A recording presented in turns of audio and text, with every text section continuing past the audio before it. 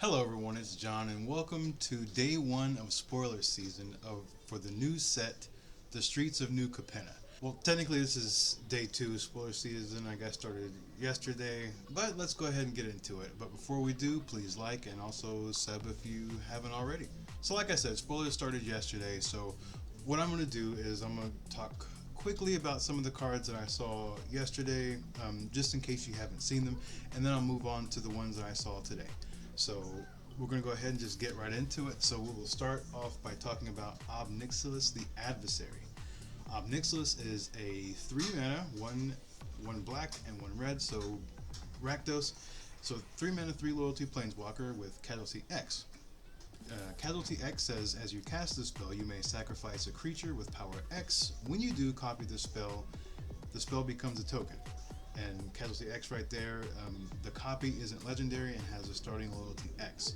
So Casualty is the new mechanic, one of the new mechanics in the Streets of New Capenna that cares about sacrificing creatures. So, and also copying spells. So the cards with Casualty on it will want to meet its condition by sacrificing a creature of a certain power, and you know the power that it's going to want you to have by whatever comes after the casualty keyword. In this case, it's X, so pretty much any creature works. But for example, if you see something like with casualty 2, that means the creature that you sacrifice has to be at least 2 power, so you can get the effect of casualty. And all the cards I've seen in casualty is just a copy effect. So in this case, you're getting your original planeswalker. You sacrifice a creature, let's say for example like an Eye Twitch, a 1 mana 1/1, and now you're getting a non-legendary copy of Abnyxilus with 1 loyalty. That seems pretty busted. I definitely see this card playing a lot of, I see this card getting a lot of play. Yeah, it does seem busted, but let's see what else it can do. So we have a +1. Each opponent loses 2 life unless they discard a card. If you control a demon or a devil, you gain 2 life. I feel like in most games the opponent's just going to want to take that too, so they don't have to lose their card advantage that early in the game. But the demon or devil side of it, I mean, Streets of New Capenna seems like there's going to be a lot of devils and demons. It seems like they are the cartel or the mafia, mob, whatever's going on in there, are primarily demons or devils. I might be wrong, but that's just what I've seen so far. The next ability is -2, create a 1/1 red devil creature token with, when this creature dies, it deals 1 damage to any target.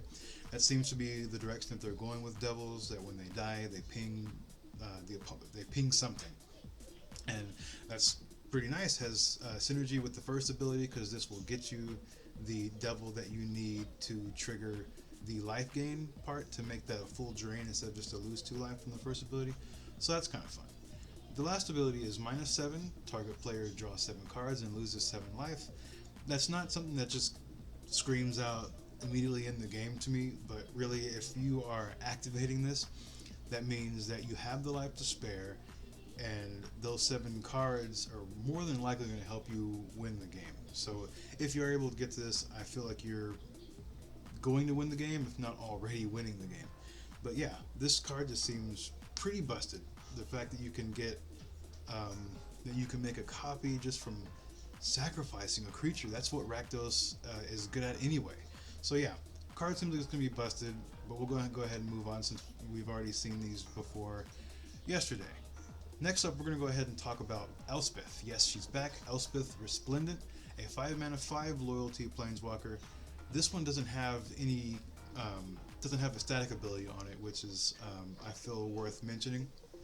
But with her first ability, it's a +1, choose up to 1 target creature, put a +1 counter on it, and a counter from among flying, first strike, lifelink, or vigilance.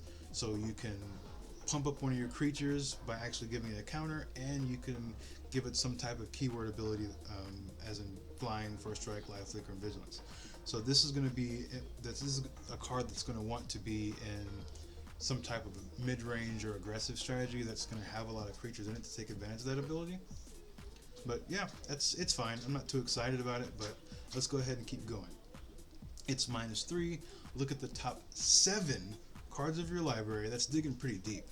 And you may put a permanent card with mana value 3 or less from among them onto the battlefield with a shield counter on it. We'll talk about that in a second.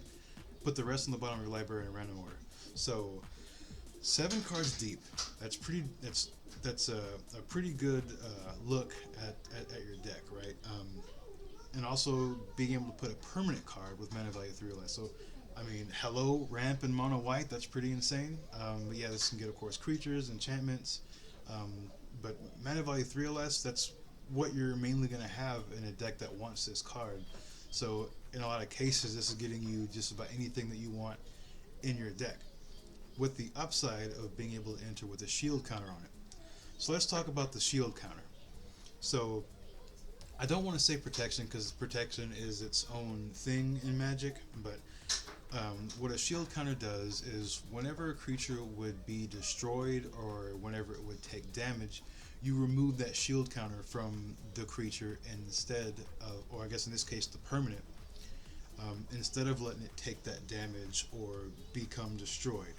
Now, the destroy part is, I guess, what's more interesting to me, because as far as the damage goes, that just pretty much means you'll lose the shield counter whenever this creature blocks or becomes blocked or even gets pinged, gets hit with 1 damage, and that shield counter is gone and now that creature is exposed. But that's still pretty nice to have that extra layer of protection, and it does keep the creature from dying. It does keep the creature from taking damage for that 1 shield counter. So I feel like it's pretty decent, and I'm kind of excited to see how it's going to play out with the rest of the set. So its last ability, her last ability, is -7, create 5 3/3 white angel creature tokens with flying. So the ultimate, I mean, this card, like I'm saying, it's gonna want to be in a deck that has a lot of creatures. So the fact that ultimate makes a bunch of creatures, actually big creatures, and flying evasive creatures, that seems pretty good. You can pump them with the first ability, but yeah, -7 creating 5 3/3 white angels, that's pretty decent. Of course, you can get board wiped and everything, but I mean, it's a fine ultimate is what I'm getting at. But yeah, I think that's enough said. So we'll move on to the third and last one that I'll be talking about. FYI, these all are Planeswalkers. I will be mentioning the commanders that were spoiled even yesterday and today in another video that's going to be coming out hopefully in the next day or so. If I can get it done today, I'll go ahead and post it today. But that is coming, so stay tuned. But yeah, next up, we're going to go ahead and talk about Vivian on the Hunt, a 6 mana, 4 loyalty Planeswalker. Again, no static ability. We still on Elsbeth also. Kind of interested to see other Planeswalkers to see if they have it or not. But anyway, the first ability, +2.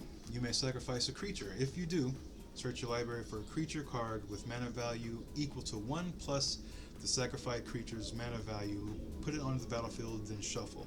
So this is what you would call a birthing pot effect. Being able to sacrifice a creature and upgrading to a creature with an additional mana is something that pod decks like to do. This is a pretty solid ability. We'll have to see how it shakes out with it being 6 mana.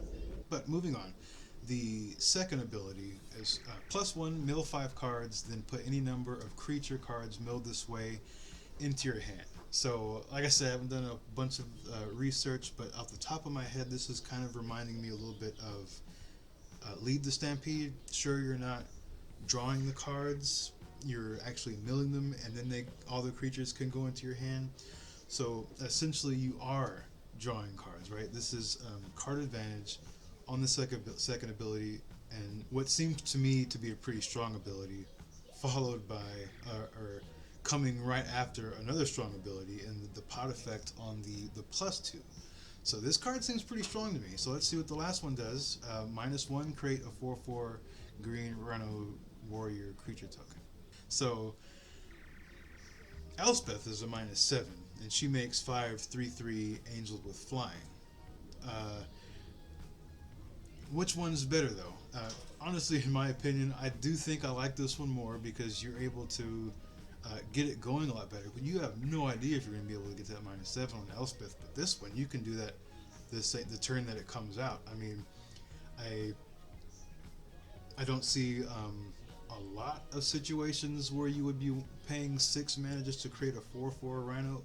But in the deck that's going to play this, that might be the line that you need to take. So that's fine that you're able to do that. You can play this and play any mode on it and get a ton of value because they're all strong, except I guess for that last ability. But that can be argued about. I mean, you can get a body just about every turn with the rate that's on this card. So I don't know. It seems like a pretty nice Planeswalker to me. The only thing is that 6 mana is a lot. But yeah, those are the ones that I really wanted to mention that I saw yesterday.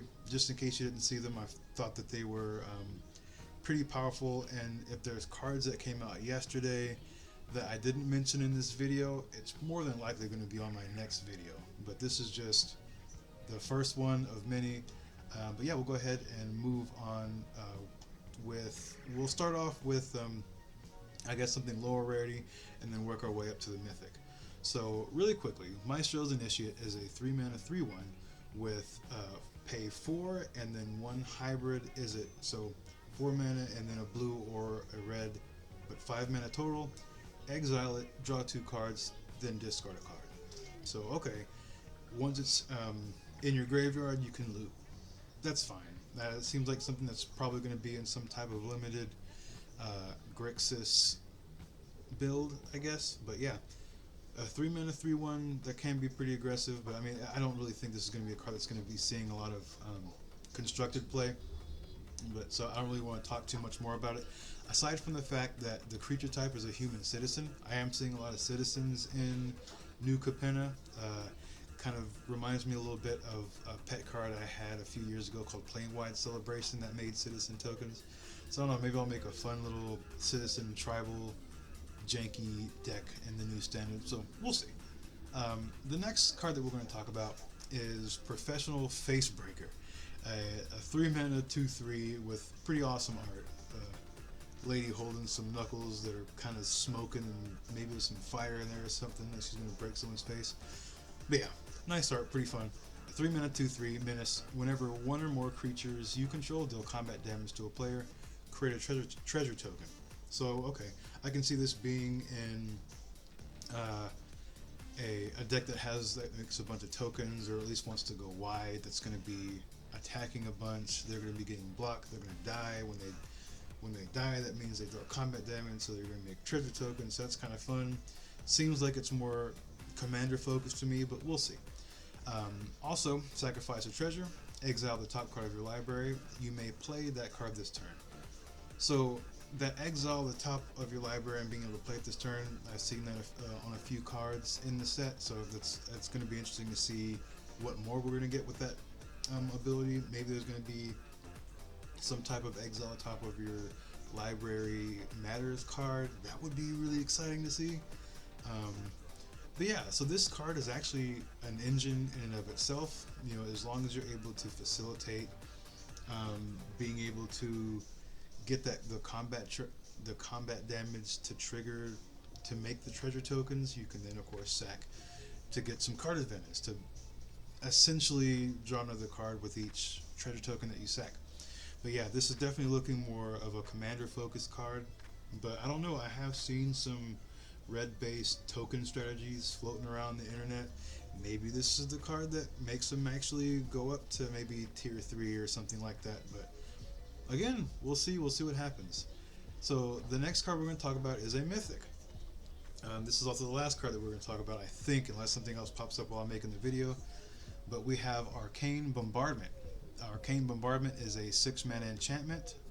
Whenever you cast your first instant or sorcery spell each turn, exile an instant or sorcery card at random from your graveyard. Okay. Then copy each card exiled with Arcane Bombardment. Alright. So it just keeps building up. And you may cast any number of the copies without paying their mana costs. So, Commander, again, for sure. But this does seem pretty fun. So it's just going to kind of build up as the game is going along. 6 mana, yeah, it's a lot, but hey, this is Commander we're talking about. So this is going to be in a Spells Matters deck, it seems like. So your first instant or sorcery spell, each turn, so you can trigger this on your opponent's turns. So it's just going to store those exiled cards, and then whenever you cast, you're able to cast the copies. So that's pretty insane. Since it's making copies, you're not actually losing those cards. So they're just going to stay underneath this card, and it's just going to be, I guess, kind of like a bank of spells that you've cast in the past. The thing is, it's random, right? So it's kind of hard to build around that because it's just going to snatch whatever it finds. My son is awake, so it looks like this is going to have to be the end. Maybe I'll re-record this, but hey, that is the end of the video, I guess. So maybe I'll go ahead and close it out. The card does seem good. I'm excited to see what else we have coming up, and if you're excited, stay tuned because I will be dropping more spoilers and more videos. Like I said in the beginning, like if you haven't, and also sub. It really helps me out. Thank you so much. Bye-bye.